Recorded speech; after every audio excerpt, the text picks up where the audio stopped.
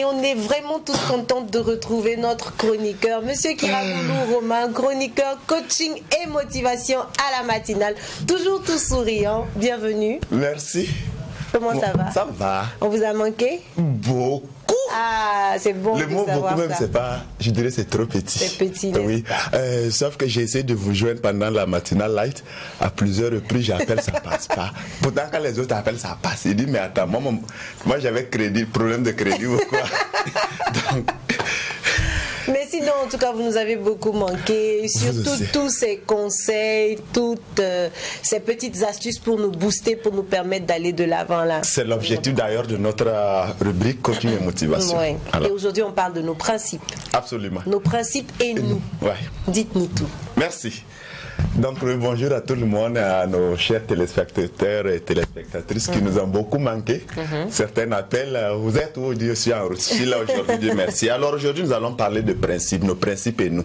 Ce qu'il faut d'abord noter, c'est que pour réussir dans la vie ou réussir son objectif, il y a des procédures ou des procédés à respecter. Il y a des principes sur lesquels, des principes fondamentaux si vous voulez, sur lesquels, un exemple, Dieu lui-même a ses propres principes. Chaque pays a ses principes. Chaque religion, si vous voulez, a ses principes. Chaque famille a ses principes. Parce que ce qu'on peut faire peut-être chez moi, on ne peut pas faire ça chez quelqu'un d'autre. Tu n'es même pas fou pour le faire. Alors, et je dirais, chaque peuple, chaque ethnie aussi a ses principes. Basés sur la culture. Absolument. Et vous allez vous rendre compte aussi que chaque entreprise a ses principes. Alors, parce qu'il y a des entreprises où partez, c'est la pagaille totale. Ailleurs aussi, c'est la discipline totale. Donc, vous voyez que c'est en fonction justement des principes. Et donc, pour cela, je dirais que chaque individu aussi, qui que nous soyons, chacun de nous doit aussi avoir des principes. Alors, quelqu'un va me poser la question, mais c'est quoi le principe? Je dirais simplement le principe, si vous voulez, c'est une règle, si vous voulez, imposée à soi-même. C'est plutôt encore une base ou un fondement sur lequel on vit sa vie. Qu'on ne peut pas enfreindre. Absolument. Si vous voulez encore, je peux l'appeler aussi un code de conduite. Que je m'impose à moi-même. Ça peut être un règlement intérieur. C'est ce que même j'allais ajouter. C'est plutôt justement un règlement intérieur. C'est pourquoi je dis chaque entreprise a ses règlements intérieurs, a ses principes. Maintenant, si toi, en tant qu'être humain, tu n'as pas de règlement intérieur, tu n'as pas de règles que tu t'es imposé à toi-même, je me pose la question, où vas-tu? Qui seras-tu dans quelques années à venir? Et maintenant, vous allez vous rendre compte aussi que il ne suffit pas aussi d'avoir des principes. Il faut savoir les respecter. Parce que si tu ne les respectes pas, si toi-même tu n'arrives pas à respecter tes principes, comment tu peux respecter les principes d'autrui? Si tu n'arrives pas à respecter les règles que tu t'es imposées à toi-même, comment est-ce que tu peux maintenant respecter moi mes règles? C'est ça. Et vous allez vous rendre compte un exemple terre à terre. Quelqu'un, par exemple, qui boit, je ne bois pas, je vais parler de l'alcool par exemple, il se dit je ne bois pas plus de 2 bouteilles d'alcool. Ça c'est un principe, ça c'est une règle, il s'est imposé à lui-même. Et un jour il sort avec des amis, et un des amis, comme on le dit en français facile, le farol, il achète 2 ou 3 caisses. Le monsieur, ça là, comme on le dit en français facile, ça c'est occasion peinture à ne pas rater. Moi je vais pas laisser ça. Déjà d'habitude je bois 2 bières. Absolument. Et aujourd'hui il y en a tellement que je ne peux pas laisser ça. Ça là c'est occasion, moi je ne peux pas laisser ça. Déjà tu es enfreint même à tes propres règles. Bien sûr. C'est pas normal. Donc, et aussi encore, par exemple dans la communication, tu peux aussi t'imposer ces principes ou ces règlements, si vous voulez encore ces règlements intérieurs. Si je suis en discussion avec quelqu'un et que ça commence à devenir, comme on le dit, chaud, on commence à perdre un peu les pédales, on commence à crier les uns sur les autres. Alors mon principe est que je me tais et je me retire.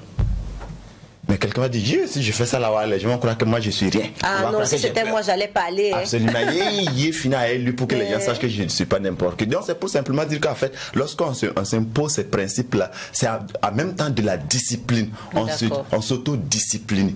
Mais combien sommes-nous aujourd'hui? On n'arrive même pas à s'autodiscipliner. Alors qu'on aime dire aux gens, et toi là, fais ce que je te dis. Ou respecte-moi.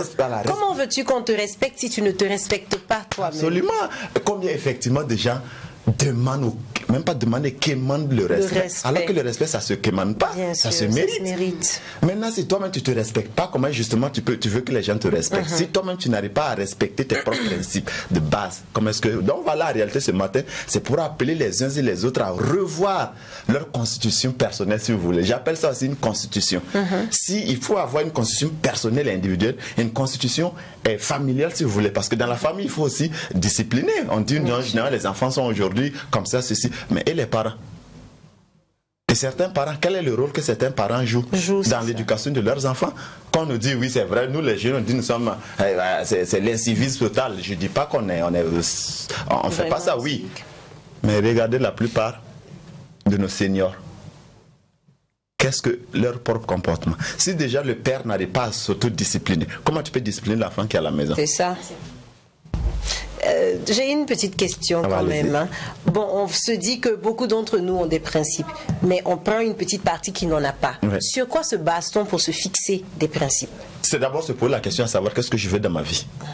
Je pense que c'est pas sorcier, c'est pas quelque chose de très difficile. C'est me poser à dire qu'est-ce que je veux dans ma vie, ou par exemple cette journée-là, qu'est-ce que j'aimerais par exemple réaliser dans la journée, ou encore au bout de 5 ans, qu'est-ce que j'aimerais quand même réaliser dans ma vie.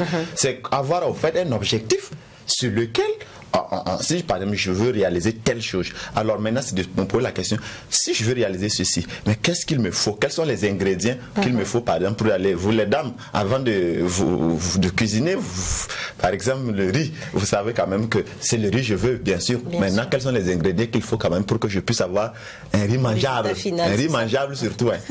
Voilà, donc on se pose aussi la question en tant qu'individu, ou en tant que famille, ou en tant qu'entreprise, quels sont les objectifs stratégiques de ma vie. Qu'est-ce que je veux réaliser?